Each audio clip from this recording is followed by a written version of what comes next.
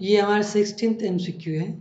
तो इसमें आपको बताना कि मार्केट फेलियर का क्या कारण होता है। तो इससे पहले थोड़ा सा मार्केट फेलियर को हम देख लेते हैं कि मार्केट फेलियर का मतलब होता है कि प्राइस डिस्कवरी नहीं होने के कारण उस गुड्स और सर्विस का प्रोडक्शन नहीं होना।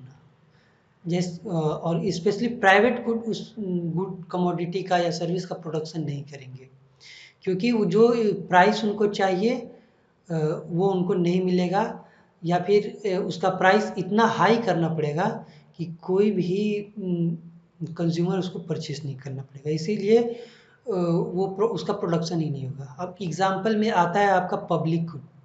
तो पब्लिक गुड जो होता है वो सबको कंज्यूम करना होता है। जैसे कि आप सड़क हो गया, वो सबके लिए होगा। तो बहुत सारी चीज़ें हैं जो गवर्नमेंट बनाती है वो सबके लिए। तो उसे गवर्नमेंट इसलिए बनाती है क्योंकि लोग तो उसका यूज करेंगे लेकिन पैसे नहीं देंगे।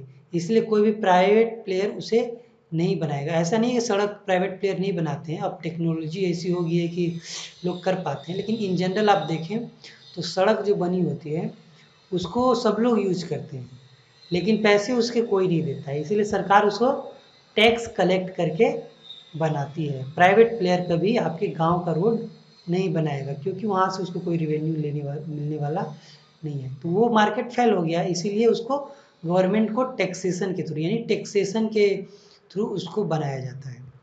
एक्सटर्नलिटीज़ से भी नहीं होती। एक्सटर्नलिटीज़ नेगेटिव होती है, पॉजिटिव होती है। नेगेटिव एक्सटर्नलिटीज़ का मतलब जैसे पोल्यूशन हो गया, कि हम जो प्राइस पे करते हैं किसी चीज़ को खरीदने के लिए वो बहुत कम होता है। जैसे ऐसी चीज़ें जिसके प्रोडक्शन में पोल्यूशन बहुत ज़्यादा होता है लेकिन उस पोल्यूशन का प्राइस हम पे नहीं करते हैं। ठीक है, ऐसी बहुत सारी चीज़ें आपको मिल जाएंगी। पॉजिटिव एक्सटर्नलिटीज ऐसे बहुत सारे एग्जांपल है, मैं इसे बहुत ज़्यादा एक्सप्लेन नहीं करूँगा, आप किताब से पढ़। नेचुरल मोनोपोली का मतलब होता है कि कोई ऐसा चीज़ का प्रोडक्शन करना जिसमें इन्वेस्टमेंट बहुत ज़्यादा हो।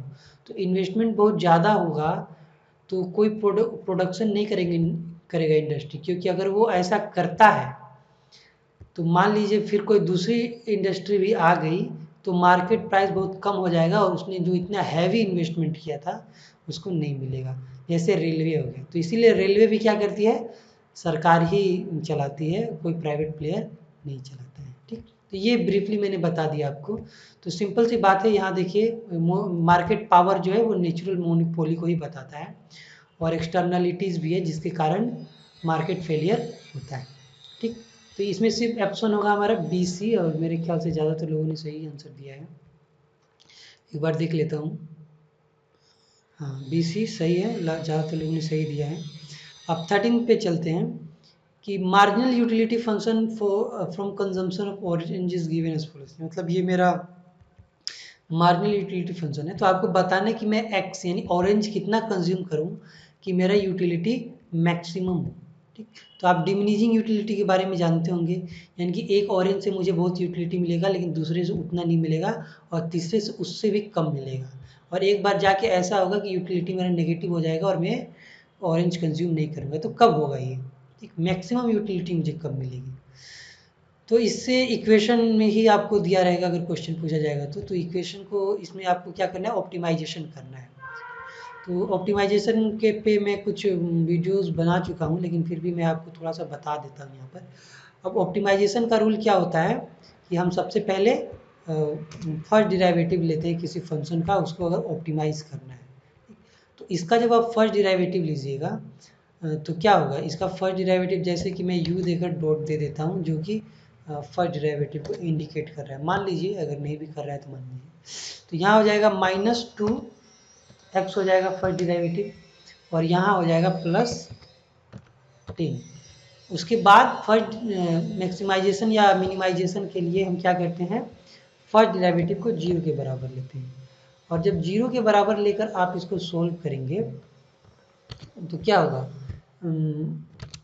ये जो 2 है इस साइड चला जाएगा, यानी कि ये जो 2 है इस साइड चला जाएगा और इसका माइनस साइन हट जाएगा। ठीक, क्योंकि ये राइट हैंड साइड चला गया। अब आप इसको उल्टा भी लिख सकते हैं, जरूरी नहीं कि आप ऐसे भी लिखें, आप इसे ऐसे भी लिख सकते हैं बराबर 10। अब इसे आप सोल्व कीजिएगा तो x इज इक्वल टू कितना निकलेगा, 5 निकलेगा, 10/2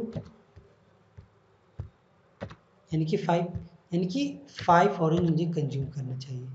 अब इसका मैक्सिमाइजेशन है कि नहीं ये देखने के लिए आपको सेकेंड डिराइवेटिव टेस्ट करना पड़ेगा, वो करिएगा तो आपका सेकेंड डिराइवेटिव -2 आएगा, जो कि लेस देन 0 है, मतलब कि वो मैक्सिमाइजेशन को ही बता रहा है। ये सब चीज़ें आप जरूर पढ़ के जाएँ, क्योंकि एग्ज़ाम में पूछ सकता है।